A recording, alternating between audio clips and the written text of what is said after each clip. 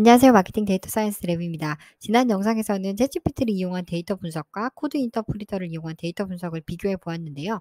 이번 영상에서는 GPT-4의 코드 인터프리터 기능을 이용해서 어떻게 데이터 분석을 할 수 있는지 좀 더 자세히 살펴보겠습니다.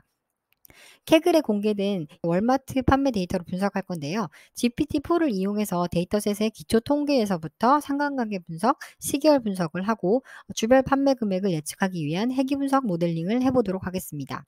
2010년부터 2012년까지 주별 판매 금액이 담긴 데이터셋인데요. 주요 컬럼으로는 데이트, 즉 주를 말하는 거고요. 주별 날짜로 데이터가 정리돼 있고 매장, 부서, 주간 판매액, 마크다운 1부터 5까지 특정 이벤트에 따른 할인 금액을 나타내는 컬럼이 있는 것 같고요. 그리고 CPI나 연료 가격, 실업률과 같은 거시경제 지표도 담겨 있습니다. 이런 데이터들을 활용해서 주별 판매 금액을 예측하기 위한 회귀 모델링을 하는 것이 목표인데요. 이 데이터셋의 경우에는 주별로 데이터가 정리되어 있어서 그래서 시간에 따른 패턴도 모델이 학습할 수 있도록 시계열 피처도 다른 피처들에 추가해서 회귀 분석을 해보도록 하겠습니다. 그러면 캐글에서 다운로드 받은 데이터를 첨부하고 데이터셋을 불러오도록 하겠습니다.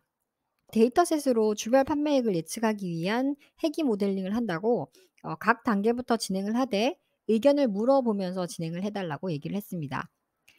어 데이터 분석 단계별로 그냥 진행을 해 달라고 하면 물어보지 않고 막 분석이 진행되는 경우가 있어서 각 단계별로 항상 의견을 물어보면서 진행을 해 달라고 처음에 얘기를 해 주었습니다. 그랬더니 데이터셋을 살펴보더니 매장 번호나 디파트먼트, 날짜, 휴일 여부 이런 데이터셋이 있다고 이 데이터를 사용해서 회귀 모델링을 하려면 이런 전처리가 필요하다고 얘기를 하네요. 그래서 이런 걸 진행해 달라고 했습니다.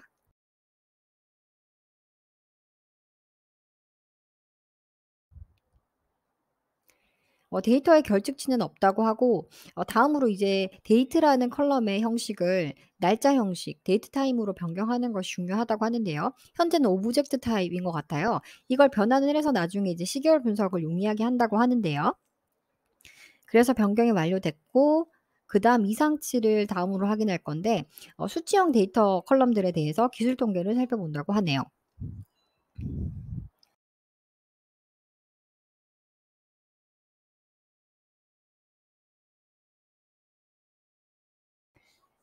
그랬더니 위클리 세일즈와 마크다운 1 부터 5 까지 이상치들이 매우 많다고 얘기를 하는데요.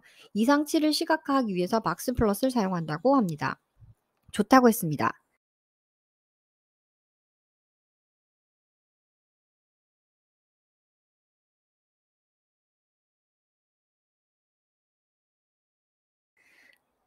수치형 데이터들의 박스 플롯이 나왔는데요. 6개 모두 박스를 벗어난 이상치들이 되게 많이 보이는데 위클리 세일즈는 타겟 변수라서 이상치를 제거하기 힘들 것 같고 그리고 나머지 마크다운 1 부터 5도 앞서 정리해서 살펴보았지만 이벤트에 따른 할인 금액들을 나타낸다고 하는데 이걸 처리할 방법을 알기에는 지금까지 분석으로는 모자랄 것 같아서 일단 이상치를 그대로 두자고 얘기를 했습니다.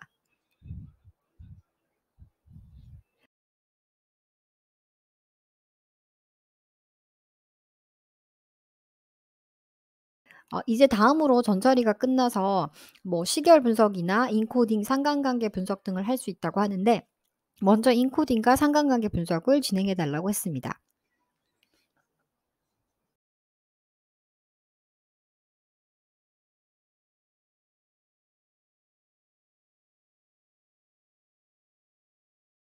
다른 컬럼들은 이미 다 숫자형인데 타입의 경우에 원합 인코딩을 했다고 하고 그리고 상관관계를 분석했는데 사이즈나 타입 2가 상관관계가 높다고 하네요.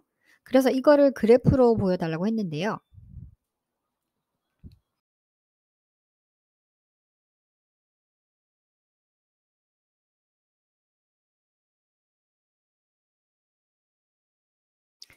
그랬더니 위클리 세일즈와 상관관계가 높은 순서대로 이렇게 상관관계를 그래프로 보여 주었습니다.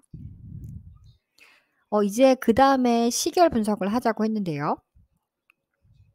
앞서 말씀드린 것처럼 저희 데이터가 주에 따른 판매 데이터이기 때문에 그리고 그냥 주별 데이터만 있는 게 아니라 같은 주라도 가게별로, 디파트별로 주별 데이터가 나와 있어서 같은 주를 기준으로 주간 판매액을 합쳐서 주간 이 추세를 보여주네요. 이렇게 12 월에 치솟는 총 2년 반 동안 위클리 세일즈 같은 경우 이렇게 12 월에 치솟는 계절성 변동성이 보였고요. 그래서 이 계절성 분석을 좀 더 진행하기 위해서 원래 데이터에서 아까 한 것처럼 시간에 따라서 주별 판매액을 합쳐서 주별 판매액 총합이라는 새로운 컬럼을 만들고 새로운 판다스 표를 만들어 달라고 했습니다.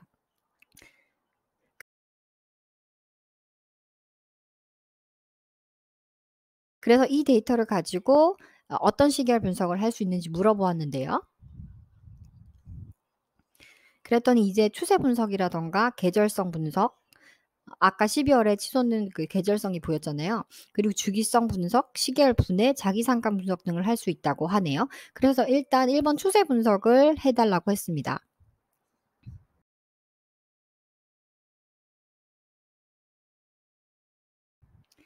그랬더니 이렇게 추세를 보여줬는데 이게 이동 평균을 나타내는 건지 어떻게 작성된 건지 모르겠어서 여기 코드를 한번 살펴서 클릭해서 보았는데요.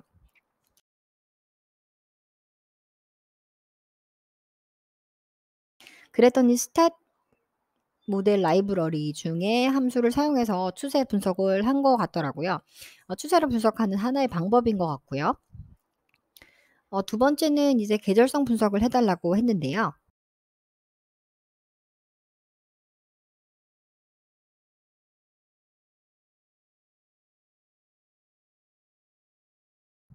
계절성에 대한 분석, 아까 나온 저 패턴을 다시 한번 보여주면서 저 계절성을 학습하기 위한 피처를 추가해 달라고 했습니다.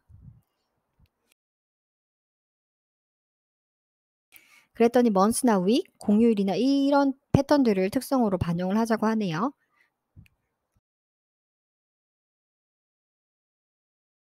그래서 이런 특성들을 추가하는 방법에 대해서 더 알고 싶은지 아니면 직접 추가해 보겠냐고 물어서 그러면 제가 알고 있는 대로 데이트에서 month하고 week 데이터를 추출하고 연간 계절성을 학습하기 위한 프리의 한 쌍을 만들어 달라고 했습니다.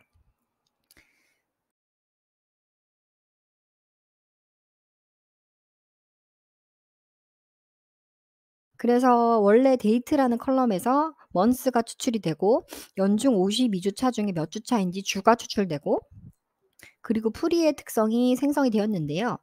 제가 이 시계열 분석을 처음 해 봐서 프리의 사인이나 코사인 값이 랜덤으로 생성되는지 한번 물어보았는데 이건 랜덤으로 생성되는 게 아니라 연간인지 뭐 월인지 그런 패턴을 얘기를 하면 그 패턴에 맞춰서 그 패턴을 학습시키기 위해서 프리의 값이 수학적으로 생성이 된다고 하는데요.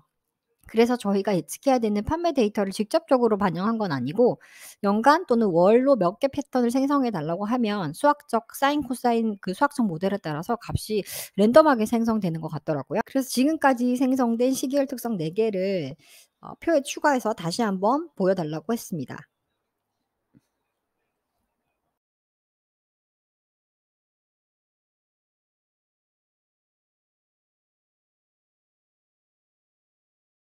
그랬더니 주별로 아까 합쳐진 판매 총합이 나오고 그 옆에 월이랑 주차 그리고 프리의 특성이 다 컬럼으로 반영이 됐는데요. 이 4 가지 특성이 새로 생성된 시계열 특성인데 이걸 모델이 다른 피처들과 함께 학습을 하면서 이제 이런 패턴이 있다라는 거를 계절성 패턴이 있다라는 걸 학습해 주길 바라는 거죠. 그래서 일단은 요 4개 피처를 X로 하고 토탈 위클리 세일즈를 Y로 해서 선형회귀 모델을 학습시켜서 이 시계열 변수와 타겟 변수 간의 선형회귀 관계를 한번 파악해 보았습니다.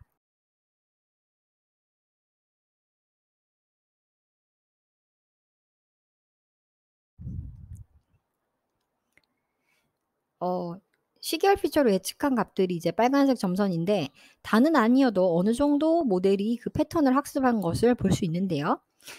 그래서 여기서 평가 기준이 R2 결정 개수가 아니라 MSE라서 평균 제곱 오차죠. 그래서 저도 감이 잘 안 오는데 그래프상으로는 어느 정도 반영하고 있는 것 같긴 하네요. 성능을 더 높이기 위해서는 추가적인 피처를 반영하거나 다른 모델을 시도하거나 하이퍼 파라미터 조정 등이 필요하다고 합니다. 그래서 시계열 특성 새로 생성한 거를 원래 데이터셋에 추가를 해 달라고 했는데요.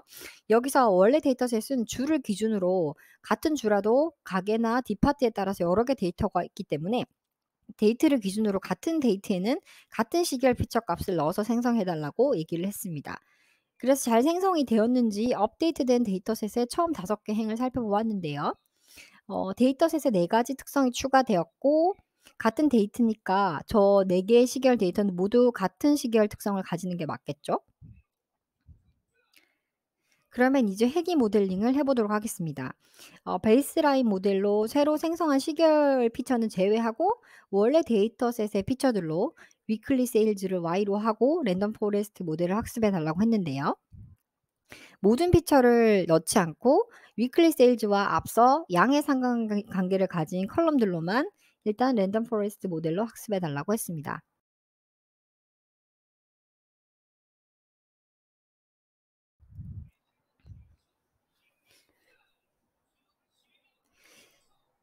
이게 데이터 수가 400,000 개가 넘어서 그리고 랜덤 포레스트는 기본적으로 100개 이상의 의사결정 나무의 결과를 합해서 결론을 도출하는 걸 학습 과정이 길어져서 에러가 떴는데요.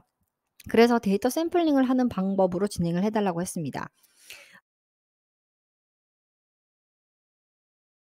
그리고 살펴보니 아까 양의 상관관계가 있는 컬럼들을 넣어 달라고 했는데 지금 보면 피처를 다 넣은 상황이더라고요. 그래서 여기서 수정을 해야 될 것 같아서 분석이 끝날 때를 기다리고 있는데 양의 상관관계만 있는 컬럼들만 넣는다면 또 피처 수를 줄일 수 있는 방법이겠죠? 뭐 데이터 샘플링을 해서 크기를 줄일 수도 있지만 어 그래서 원래 말한 대로 여기서 양의 상관관계를 가진 피처들만 가져오려고 했는데 지금 그래프라서 다시 한번 양의 상관관계를 가진 피처를 확인해 달라고 했습니다. 그랬더니 이렇게 이제 확인을 해 주는데요. 사이즈, 타입, 디파트먼트, 마크다운 등과 그 외에 앞서 상관관계 분석에서는 없던 거였죠. 먼스나 이런 시계열 특성들의 상관관계도 높지는 않지만 양수로 나오네요. 그래서 시계열 피처들은 제외하고 일단 요 8 개로 랜덤 포레스트 모델을 학습해 달라고 했습니다. 이번에는 10% 데이터 샘플링을 해 달라고 바로 얘기를 했습니다.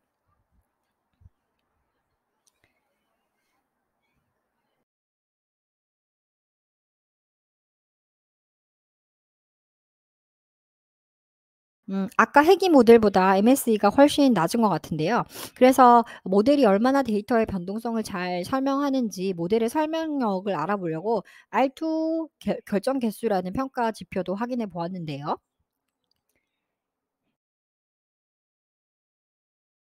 베이스라인 랜덤 포레스트 모델의 R2 개수가 0.896 이라고 해서 모델은 데이터의 약 89.6%를 설명하고 있다고 하네요. 괜찮은 모델인 것 같습니다. 그러면 이번에는 이제 시계열 특성 4 개를 추가해서 랜덤 포레스트 모델을 다시 학습해 볼 건데요. 또 에러가 날 것 같아서 데이터 샘플링을 10%로 해 달라고 미리 얘기를 했습니다.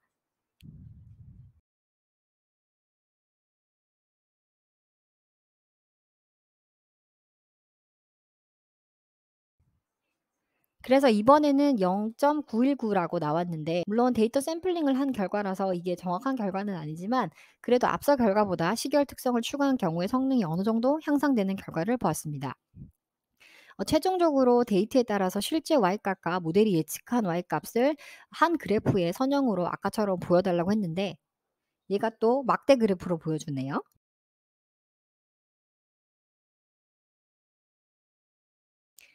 지금까지 GPT-4의 코드 인터프리터를 활용해서 회귀 분석 모델링을 해 보았는데요. 앞서 보신 것처럼 데이터 분석 방법이나 코딩을 잘 몰라도 분석이나 모델링을 일단 해볼 수 있다는 게 가장 큰 장점일 것 같습니다.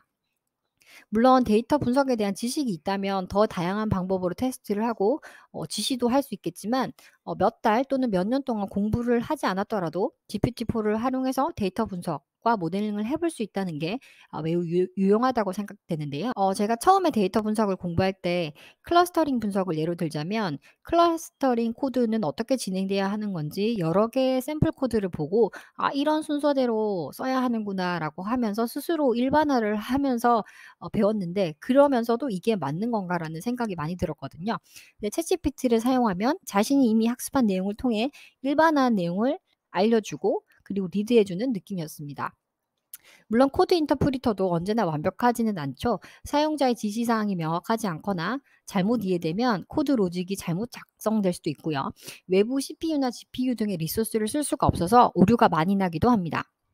이런 단점들을 고려한다 해도 챗GPT를 사용해서 챗GPT도 코드는 알려줄 수 있죠. GPT-4를 활용하면 이제 실행까지 되는 거고요. 이런 GPT-4를 활용해서 데이터 분석을 시작하고 필요한 정보를 또 챗GPT에게 물어보고 또 추가로 공부해 나간다면 좋은 출발점이 될 것 같은데요. 영상이 유익하셨다면 좋아요, 댓글도 많이 남겨주시고요. 그럼 다음 영상에서 또 만나겠습니다. 감사합니다.